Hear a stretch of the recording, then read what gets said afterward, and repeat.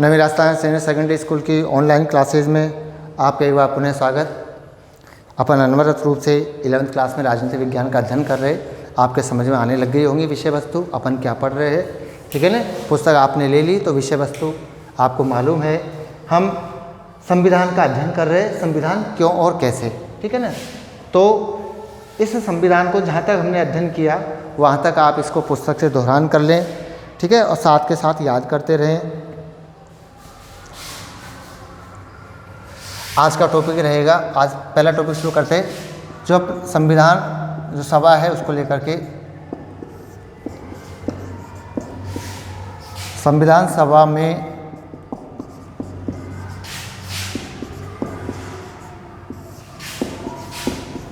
कामकाज की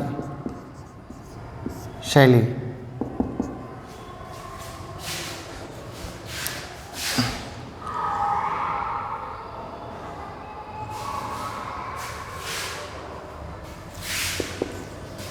और दूसरा लेंगे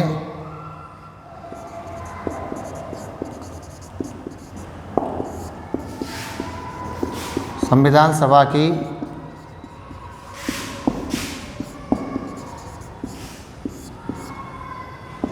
कार्यविधि।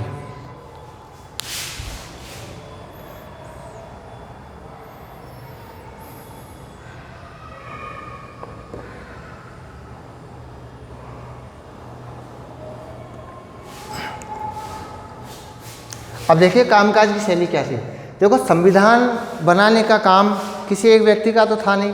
हमने देखे संविधान सभा में कुल 292 सदस्य रहे, बाद में उन सब ने मिला करके, और जब संविधान बनके तैयार हुआ तो 284 सदस्य थे। तो इतने सारे सदस्यों ने मिलकर के संविधान बनाया। अब संविधान बनाने का तरीका क्या हो सकता है, तो संविधान बनाने के लिए विभिन्न प्रकार की कमेटियों का गठन किया गया। संविधान बनाने के लिए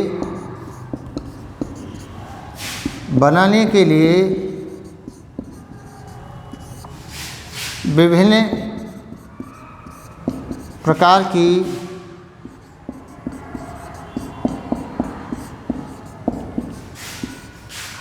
समितियों का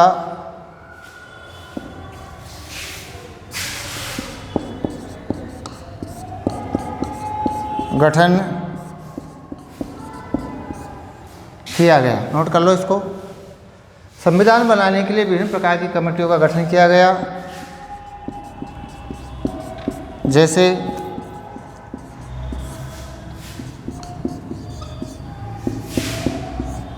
प्रारूप समिति,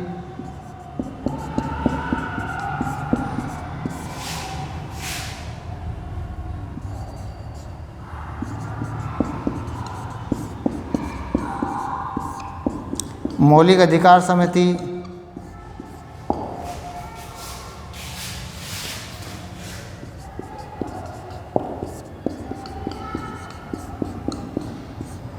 संघ समिति,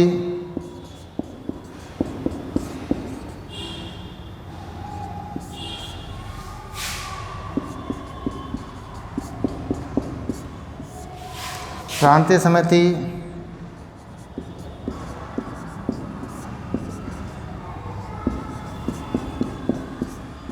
झंडा समिति,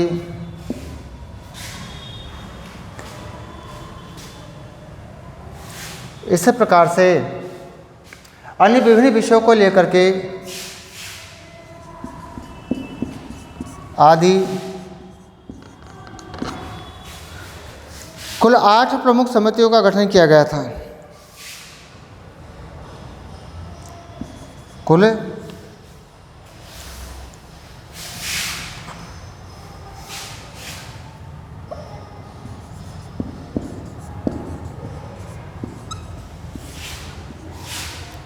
8 प्रमुख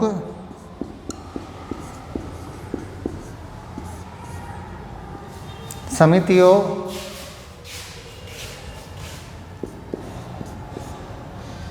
का गठन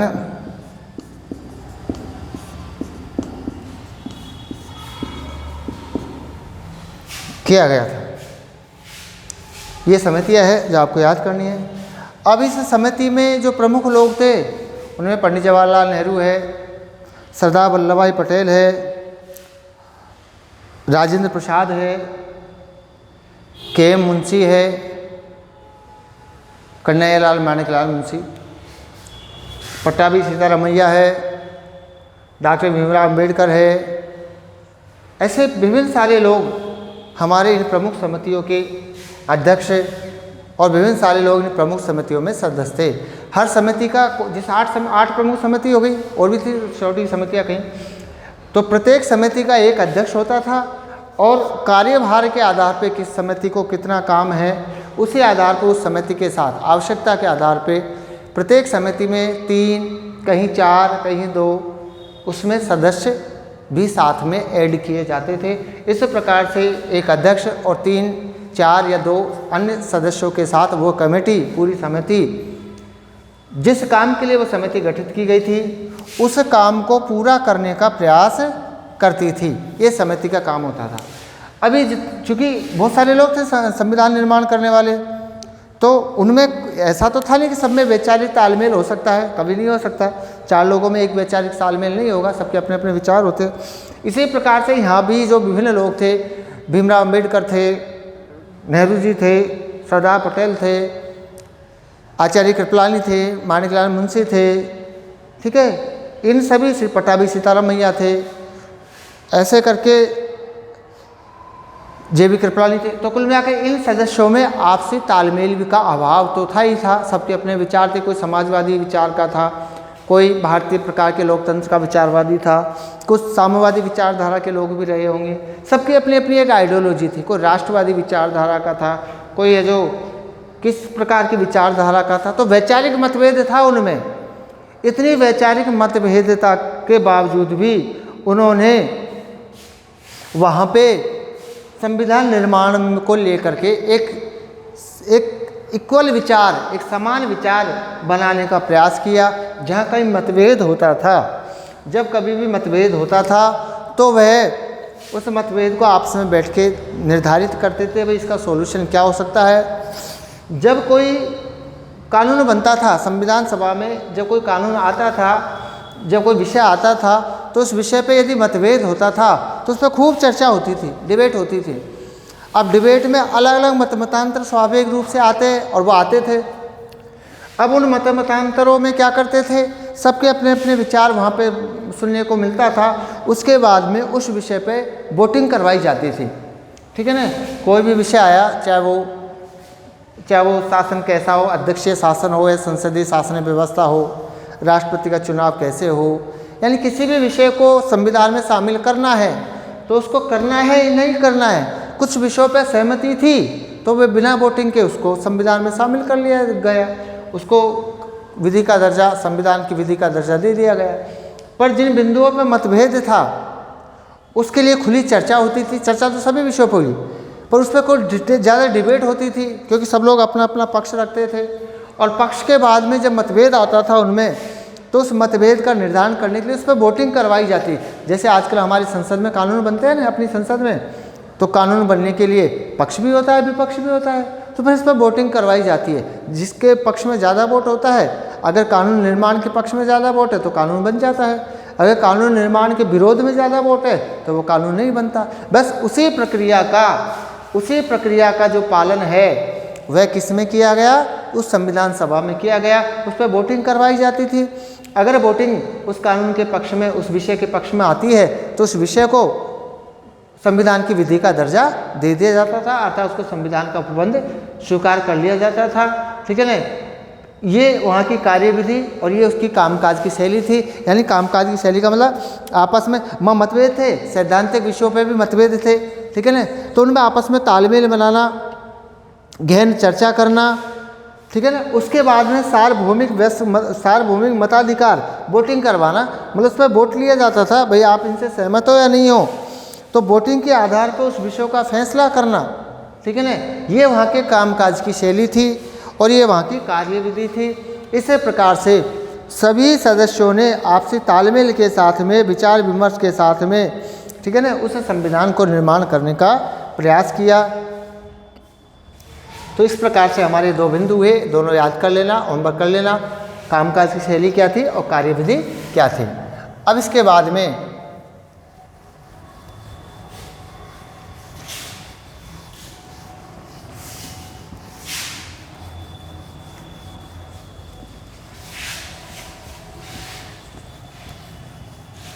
अगला विषय लेंगे इसमें राष्ट्रीय आंदोलन की विरासत।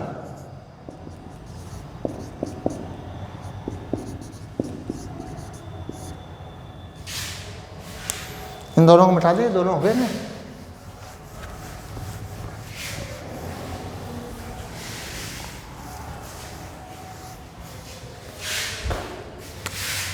अब हमारा तीसरा बिंदु नोट कर लो,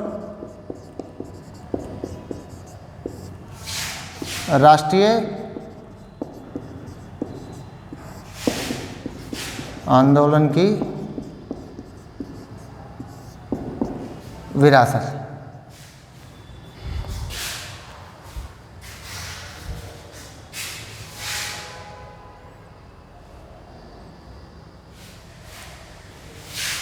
और चौथा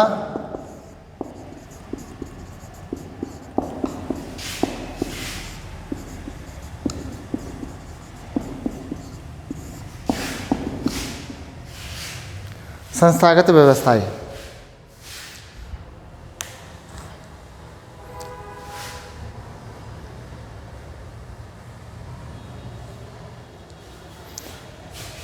देखिए, भारत में ब्रिटिश शासन रहा था। उस ब्रिटिश शासन के दौरान भारत के अंतर्गत ब्रिटेन के अंदर संसदीय शासन व्यवस्था है। ब्रिटेन में कौन सी शासन व्यवस्था है? संसदीय शासन व्यवस्था है। संसदीय शासन व्यवस्था। तो ब्रिटिश की जो संसदीय शासन व्यवस्था है वो हमें विरासत में मिली, अर्थात उस संसदीय शासन व्यवस्था का हमें अनुभव था। उसी संसदीय शासन व्यवस्था को हमने ब्रिटेन के अधीन जब प्रांतीय चुनाव होते थे और गवर्नर जनरल की जो परिषद थी उसके अधीन हमने उसका एक तरीके से प्रशिक्षण ले लिया था। हमारे प्रतिनिधि उन संस्थाओं में जाते थे, उनका अनुभव लेते थे। इस प्रकार से ब्रिटिश शासन के दौरान जो हमें लोकतंत्र का अनुभव मिला, जो लोकतांत्रिक संस्थाओं को हमने नज़दीक से जानने पहचानने, उसकी कार्यविधि का जो अनुभव किया, वो अनुभव को ध्यान में रखते हुए हमने संविधान में उसी प्रकार की शासन व्यवस्था को स्वीकार किया। उसी प्रकार से जो संस्थागत व्यवस्था है जिसके अंतर्गत लोकतंत्र मूल विषय था। लोकतांत्रिक जो संस्थाएं है, लोकतंत्र यानी लोकतांत्रिक संस्थाएं है लोक कल्याणकारी उद्देश्य के लिए, लोक कल्याणकारी राज्य, लोक कल्याणकारी राज्य के उद्देश्य के जो लोकतांत्रिक संस्थाएं है उनका प्रयोग हमने इस शासन व्यवस्था में किया। उनके बीच संतुलन स्थापित करने का हमने प्रयास किया। इस प्रकार से ये हमारे दो मुख्य बिंदु है जो आपको पॉइंट में याद करना है। राष्ट्रीय आंदोलन की विरासत भी है और साथ में व्यवस्थाएं भी है।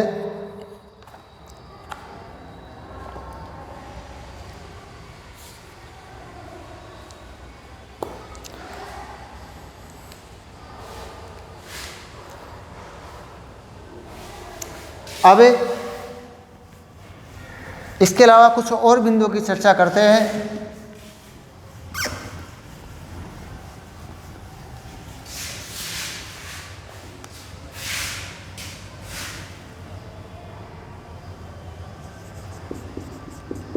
भारतीय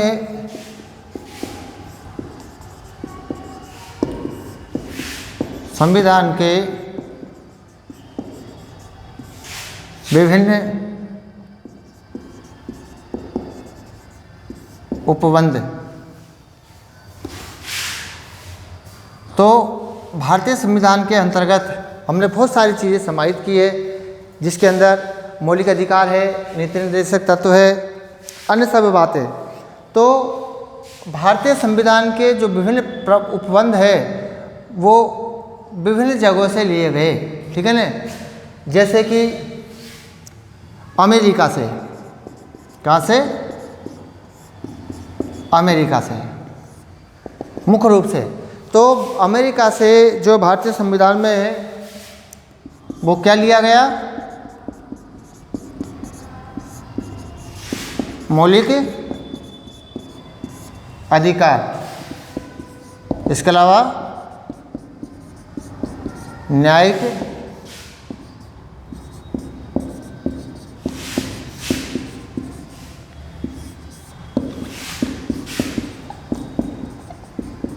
पुनरावलोकन की शक्ति,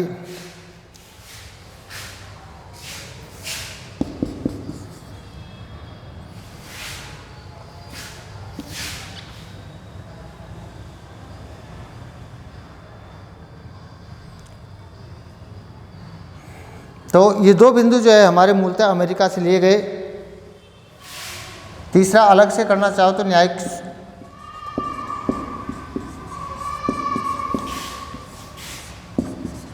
न्यायपालिका की स्वतंत्रता। ठीक है, यानी हमारी जो मौलिक अधिकार है, चूँकि मौलिक अधिकार का जो मूल उल्लेख है वो तो फ्रांसीसी क्रांति में मिलता है, लेकिन विधिक रूप से भारत का जो मौलिक अधिकार है वो अमेरिका में सबसे पहले आया था। जो सन 1789 के फिलाडेल्फिया सम्मेलन जो अमेरिका का कॉन्स्टिट्यूशन बना था, वहाँ स्पष्ट रूप से मौलिक अधिकारों का प्रावधान था। अफ्रीका में भी है, लेकिन भारत का जो मौलिक अधिकार है वो अमेरिकी मौलिक अधिकारों से प्रभावित है। न्यायिक पुनरावलोकन की जो शक्ति है, अर्थात न्यायपालिका अपने ही पूर्व में दिए गए निर्णयों को पुनः जांच कर सकती है, उनकी पुनः समीक्षा कर सकती है, उन पर पुनः विचार विमर्श कर सकती है। तो इस प्रकार की जो न्यायपालिका की शक्ति है ये भी हमने अमेरिका के संविधान से ली है। इसके अलावा न्यायपालिका की जो स्वतंत्रता है, न्यायपालिका की स्वतंत्रता से मतलब है कि न्यायपालिका पे अपने निर्णय करते समय किसी भी प्रकार से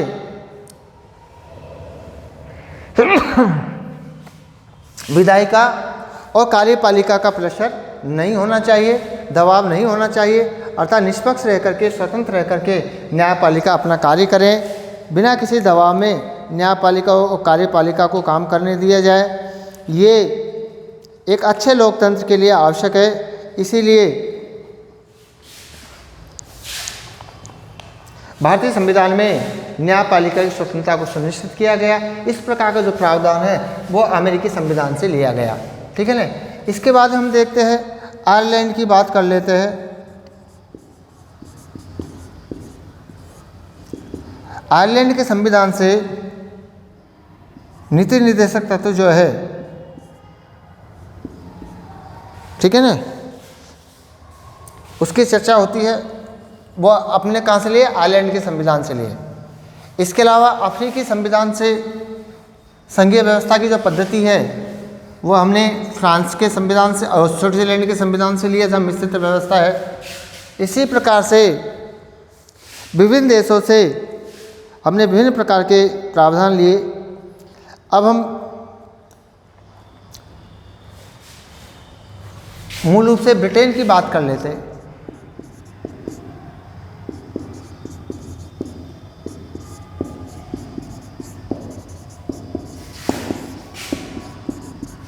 ब्रिटिश संविधान से लिए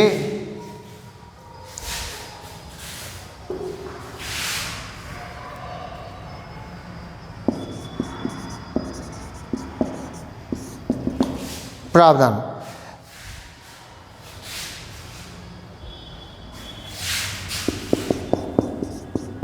पहले लिख लेते फिर चर्चा करेंगे। कानून का शासन,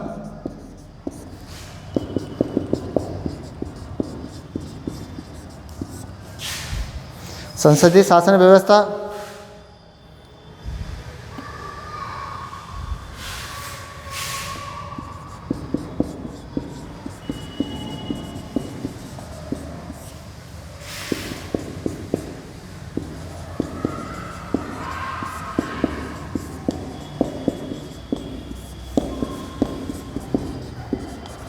कानून निर्माण की पद्धति,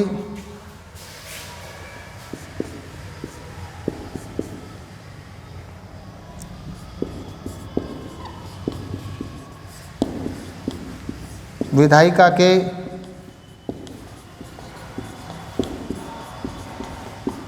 अध्यक्ष एवं उपाध्यक्ष का चुनाव, कानून का शासन हो गया, है ना। इसके अलावा मताधिकार,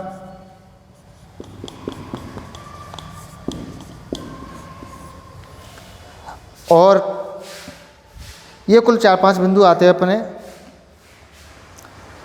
ये हमने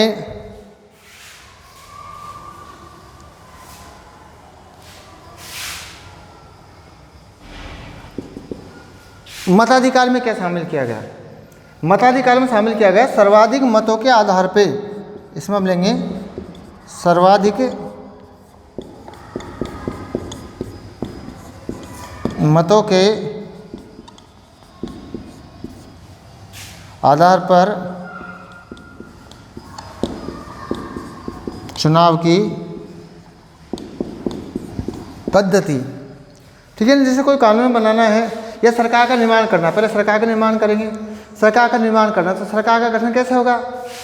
जिस राजनीतिक दल को संसद में या विधायिका में सबसे ज़्यादा मत मिलेंगे वह चुनी जाएगी। इसी प्रकार से किसी कानून का निर्माण करना है तो जब कानून के पक्ष में यदि सर्वाधिक मत आते तो वह कानून बन जाएगा, यदि कानून के विरोध में सर्वाधिक मत आते तो वह कानून नहीं बनेगा। यानी जो मताधिकार की सरकार के चयन करने की जो पद्धति और कानून बनाने में जो पद्धति का प्रयोग किया है वो हमने ब्रिटिश प्रणाली पर आधारित किया है। यानी हमारी जो सरकार का गठन है संसदीय शासन व्यवस्था में, चाहे वो राज्यों की सरकार का गठन हो चाहे वो केंद्र की सरकार का, वो हमने ब्रिटिश प्रणाली के आधार पर किया है। इसके अलावा हमारी जो विधायिका है राज्यों के अंदर जिसको हम विधानसभा कहते हैं, और प्रांत राष्ट्र के अंदर जिसको हम लोकसभा कहते हैं और राज्यसभा कहते हैं, यानी हमारी संसद के 2 सदन है ना, तो दोनों सदनों के और राज्यों का जो मुख्यतः एक सदन, वैसे कुछ राज्यों में आप जानते हो 2 सदन है, 10th में बताया था आपको ठीक है ना। तो उसमें जो चुनाव की पद्धति है वो हमने ब्रिटिश परंपरा पर आधारित पद्धति को संविधान में स्थान दिया है। कैसे? जैसे लोकसभा देश की और विधानसभा प्रांतों की, उसमें चुनाव कैसे होंगे कि राजनीतिक दल अपना प्रत्याशी खड़ा करेंगे, कोई बिना राजनीतिक दल के भी खड़ा हो सकता है जिसको निर्दलीय कहते हैं। वहाँ जनता जिसको ज़्यादा वोट डालेगी वो चुन करके विधायिका में आएगा, यानी राज्य की बात है तो विधानसभा में आएगा, और देश का चुनाव है तो संसद में लोकसभा में जाएगा। अब ऐसे जीतने वाले कुल सदस्य जिस पार्टी के ज़्यादा होंगे उसकी सरकार बन जाएगी। तो ये जो मताधिकार की जो पद्धति है सर्वाधिक मताधिकार वाली, उसको हमने स्वीकार किया गया। ठीक है, वो चाहे विधायिका हो चाहे हमारी क्या नाम से विधानसभा, विधायिका में संसद हो या राज्यों की विधानसभा हो। अब विधायिका के अध्यक्ष और उपाध्यक्ष की बात है तो विधायिका का मतलब है विधानसभा राज्य के लिए, और देश के लिए वो कहलाती है लोकसभा और राज्यसभा। तो लोकसभा का जो अध्यक्ष वो कैसे चुना जाएगा, राज्य की विधानसभा का अध्यक्ष कैसे चुना जाएगा, ये पद्धति हमने ब्रिटेन की पद्धति ली है कि विधानसभा के सभी सदस्य मिलकर के बहुमत से या एक मत से, ठीक है ना, अपने अध्यक्ष का चुनाव करती है जब विधानसभा का गठन हो जाता है। विधानसभा के गठन के लिए पूर्व अध्यक्ष उसको शपथ दिलवाता है। जब विधानसभा की बैठक होती है तो वह विधानसभा अपना अध्यक्ष चुन लेती है, ठीक है ना, या तो पूर्ण बहुमत से या वोटिंग के द्वारा। इसी प्रकार से जो लोकसभा है भारत की वो भी अपना अध्यक्ष चुन लेती है वोटिंग के द्वारा या पूर्ण बहुमत से। अब चूंकि ये थ्योरेटिकल प्रश्न था, इस पर प्रैक्टिकल भी ले लेते हैं कि वर्तमान में राजनीति पढ़ते हो तो वर्तमान में लोकसभा के अध्यक्ष कौन है? माननीय ओम बिड़ला, जो कि अपने राजस्थान कोटा के निवासी है।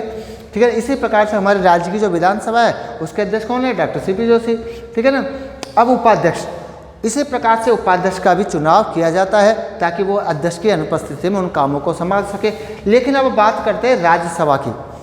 चूँकि संसद के 2 सदन है, लोकसभा और राज्यसभा, तो राज्यसभा का जो अध्यक्ष है उसको हम सभापति कहते हैं। पहली बात तो ये नोट करें, लोकसभा के अध्यक्ष को अध्यक्ष ही कहते हैं, जबकि राज्यसभा के अध्यक्ष को क्या नाम से जानते हैं? सभापति के नाम से। और सभापति का चुनाव राज्यसभा नहीं करती, क्योंकि सभापति जो है वो पद है, पदेन अधिकारी है। यानी भारत का जो उपराष्ट्रपति है, वाइस प्रेसिडेंट, जिसका चुनाव लोकसभा और राज्यसभा दोनों मिलकर के करती है, वह राज्यसभा का पदेन सभापति होता है। ठीक है, यानी जो भी उपराष्ट्रपति होगा वही राज्यसभा का पदेन सभापति होगा। जैसे वर्तमान उपराष्ट्रपति कौन है? एम वेंकैया नायडू। तो वो राज्यसभा के पदेन सभापति हो गए। हाँ, राज्यसभा का जो उपसभापति है उसका चुनाव राज्यसभा करती है। इस प्रकार से आज का हमारा ये टॉपिक हुआ, ठीक है ना, यहाँ तक का, जिसमें हमने संविधान के विभिन्न अंगों की भी बात की थी, संविधान जो निर्माण हुआ उसके अन्य पद्धतियों की बात की, और संविधान के कुछ प्रावधान विशेष रूप से जो सबसे ज़्यादा ब्रिटेन से अमेरिका से लिए गए उनकी चर्चा की। शेष अपन नेक्स्ट क्लास में अध्ययन करेंगे, ठीक है ना। कुछ क्वेश्चनों की अपन चर्चा कर लेते हैं जो आपको करके लाने, एक एक्स्ट्रा क्वेश्चन और देख लेते हैं। अब पहला क्वेश्चन तो मैं डाल रहा हूँ आपको, संविधान सभा में अमेरिका ब्रिटेन छोड़ के, दोनों मैंने लिखवा दिया ना, संविधान सभा में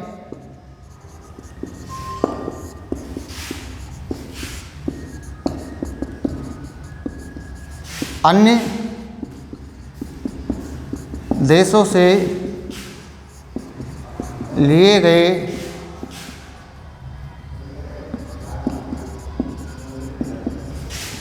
प्रावधान बताइए। Question number 1। क्वेश्चन नंबर 2,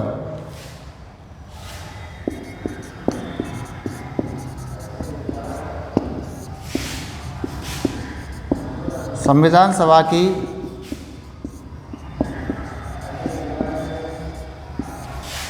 विभिन्न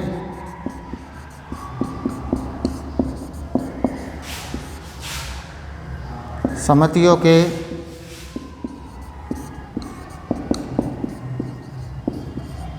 नाम बताइए।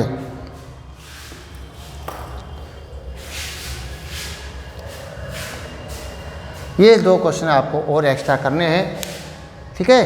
शेष नेक्स्ट क्लास में।